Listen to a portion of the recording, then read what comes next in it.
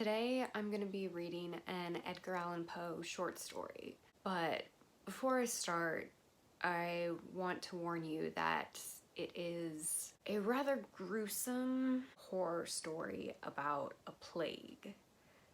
So, if you don't like horror, or if you are not in the mental space for this particular story right now, please feel free to skip this video. I know this is not going to be for everyone. Go watch something else right now. I'll have something light and fun again here tomorrow. But I did want to read this story today. If, however, you enjoy horror that is so relevant and topical that it's almost scary, or if you are still not sure whether you should take this whole COVID-19 thing seriously, then feel free to keep watching. This is The Masque of the Red Death by Edgar Allan Poe. The Red Death had long devastated the country. No pestilence had ever been so fatal or so hideous. Blood was its avatar and its seal, the redness and the horror of blood. There were sharp pains and sudden dizziness, and then profuse bleeding at the pores with dissolution. The scarlet stains upon the body, and especially upon the face of the victim, were the pest ban which shut him out from the aid and from the sympathy of his fellow men. And the whole seizure, progress, and termination of this disease were the incidents of half an hour. But the Prince Prospero was happy and dauntless and sagacious. When his dominions were half depopulated, he summoned to his presence 1,000 hale and light-hearted friends from among the knights and dames of his court, and with these retired to the deep seclusion of one of his castellated abbeys. This was an extensive and magnificent structure, the creation of the prince's own eccentric yet august taste. A strong and lofty wall girdled it in. This wall had gates of iron. The courtiers, having entered, brought furnaces and massy hammers and welded the bolts. They resolved to leave means neither of ingress or egress to the sudden impulses of despair or of frenzy from within. The abbey was amply provisioned. With such precautions, the courtiers might bid defiance to contagion. The external world could take care of itself. In the meantime, it was folly to grieve or to think. The prince had provided all the appliances of pleasure. There were buffoons, there were improvisatori, there were ballet dancers, there were musicians, there was beauty, there was wine. All these and security were within. Without was the Red Death. It was toward the close of the 5th or 6th month of his seclusion, and while the pestilence raged most furiously abroad, that the Prince Prospero entertained his 1,000 friends at a masked ball of the most unusual magnificence. It was a voluptuous scene, that masquerade. But first, let me tell you of the rooms in which it was held. There were 7, an imperial suite. In many palaces, however, such suites form a long and straight vista, while the folding doors slide back nearly to the walls on either hand, so that the view of the whole extent is scarcely impeded. Here the case was very different, as might have been expected from the Duke's love of the bizarre. The apartments were so irregularly disposed that the vision embraced but a little more than one at a time. There was a sharp turn at every 20 or 30 yards, and at each turn a novel effect. To the right and left, in the middle of each wall, a tall and narrow Gothic window looked out upon a closed corridor which pursued the windings of the suite. These windows were of stained glass, whose color varied in accordance with the prevailing hue of the decorations of the chamber into which it opened. That at the eastern extremity was hung, for example, in blue, and vividly blue were its windows. The second chamber was purple in its ornaments and tapestries, and here the panes were purple. The third was green throughout, and so were the casements. The fourth was furnished and lighted with orange, the fifth with white, the sixth with violet. The seventh apartment was closely shrouded in black velvet tapestries that hung all over the ceiling and down the walls, falling in heavy folds upon a carpet of the same material and hue. But in this chamber only, the color of the windows failed to correspond with the decorations. The panes here were scarlet, a deep blood color.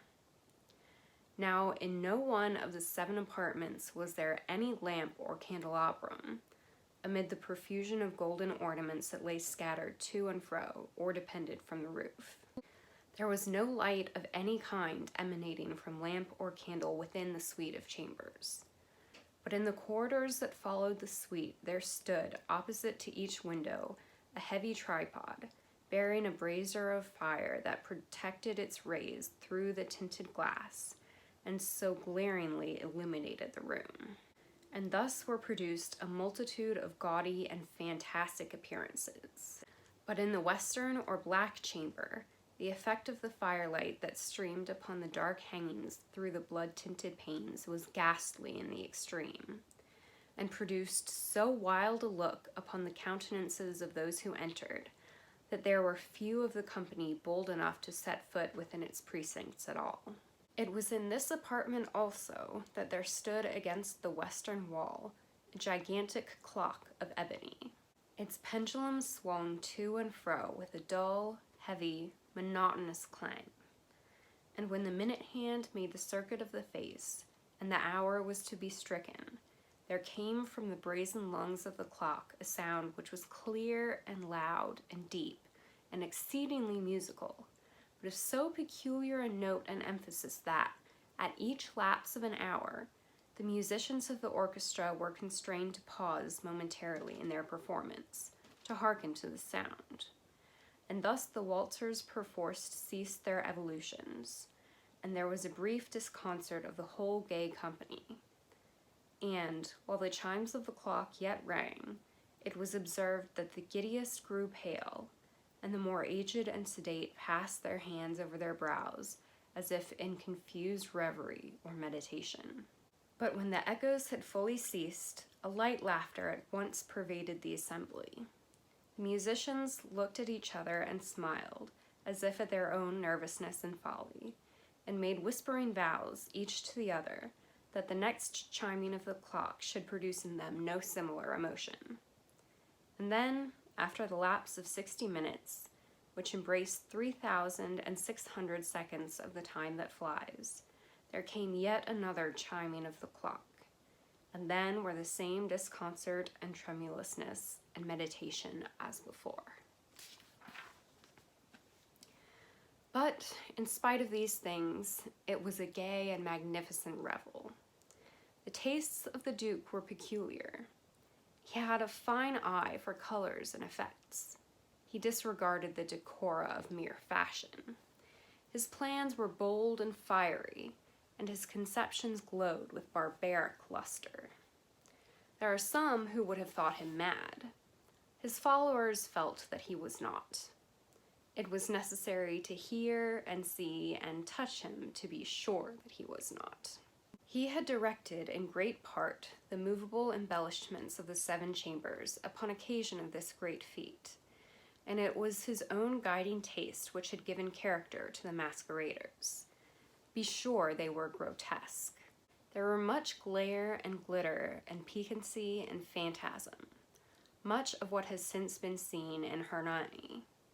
There were arabesque figures with unsuited limbs and appointments. There were delirious fancies such as the madman fashions. There was much of the beautiful, much of the wanton, much of the bizarre, something of the terrible, and not a little of that which might have excited disgust. To and fro in the 7 chambers there stalked, in fact, a multitude of dreams, and these, the dreams, writhed in and about, taking hue from the rooms, and causing the wild music of the orchestra to seem as the echo of their steps. And anon there strikes the ebony clock which stands in the hall of velvet. And then, for a moment, all is still, and all is silent save the voice of the clock. The dreams are stiff frozen as they stand, but the echoes of the chime die away. They have endured but an instant, and a light, half-subdued laughter floats after them as they depart. And now again the music swells, and the dreams live, and writhe to and fro more merrily than ever, taking hue from the many-tinted windows through which stream the rays from the tripods. But to the chamber which lies most westwardly of the seven, there are now none of the maskers who venture, for the night is waning away, and there flows a ruddier light through the blood-colored panes, and the blackness of the sable drapery appalls. And to him whose foot falls upon the sable carpet, there comes from near the clock of ebony a muffled peal more solemnly emphatic than any which reaches their ears who indulge in the more remote gaieties of the other apartments. But these other apartments were densely crowded, and in them beat feverishly the heart of life. And the revel went whirlingly on, until at length there commenced the sounding of midnight upon the clock. And then the music ceased, as I have told, and the evolutions of the waltzers were quieted, and there was an uneasy cessation of all things as before. But now there were 12 strokes to be sounded by the bell of the clock, and thus it happened perhaps that more of thought crept with more of time into the meditations of the thoughtful among those who revelled. And thus too it happened perhaps that before the last echoes of the last chime had utterly sunk into silence, there were many individuals in the crowd who had found leisure to become aware of the presence of a masked figure which had arrested the attention of no single individual before.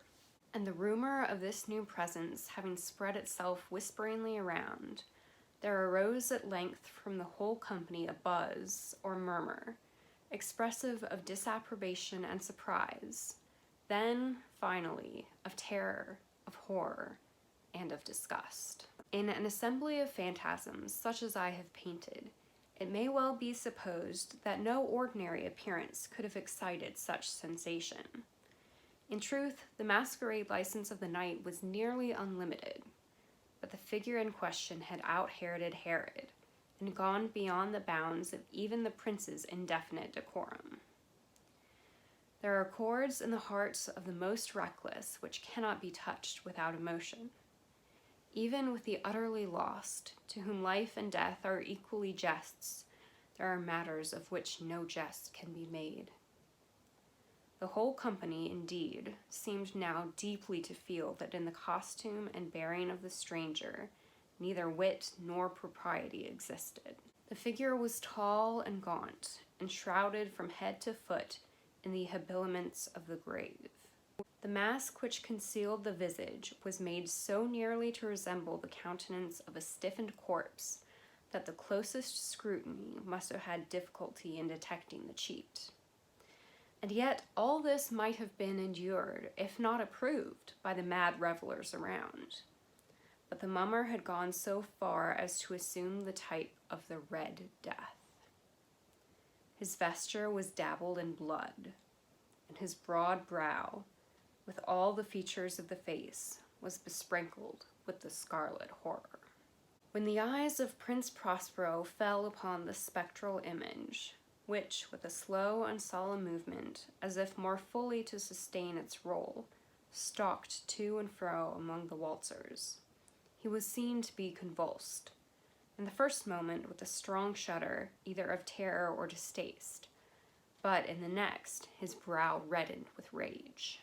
"Who dares," he demanded hoarsely of the courtiers who stood near him, "who dares insult us with this blasphemous mockery?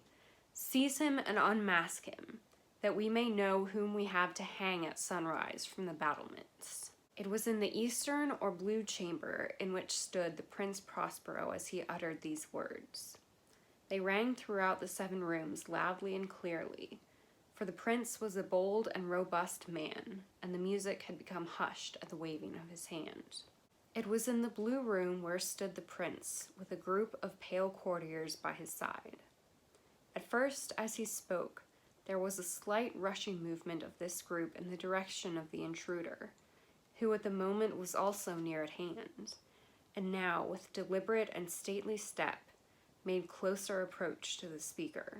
But from a certain nameless awe with which the mad assumptions of the mummer had inspired the whole party, there were found none who put forth hand to seize him, so that, unimpeded, he passed within a yard of the prince's person. And, while the vast assembly, as if with one impulse, shrank from the centers of the rooms to the walls, he made his way uninterruptedly, but with the same solemn and measured step which had distinguished him from the first, through the blue chamber to the purple, through the purple to the green to the orange, through this again to the white, and even thence to the violet, ere a decided movement had been made to arrest him. It was then, however, that the Prince Prospero, maddening with rage and the shame of his own momentary cowardice, rushed hurriedly through the 6 chambers, while none followed him on account of a deadly terror that had seized upon all. He bore aloft a drawn dagger, and had approached in rapid impetuosity to within 3 or 4 feet of the retreating figure, when the latter, having attained the extremity of the velvet apartment, turned suddenly and confronted his pursuer. There was a sharp cry, and the dagger dropped gleaming upon the sable carpet, upon which instantly afterward fell prostrate in death the Prince Prospero.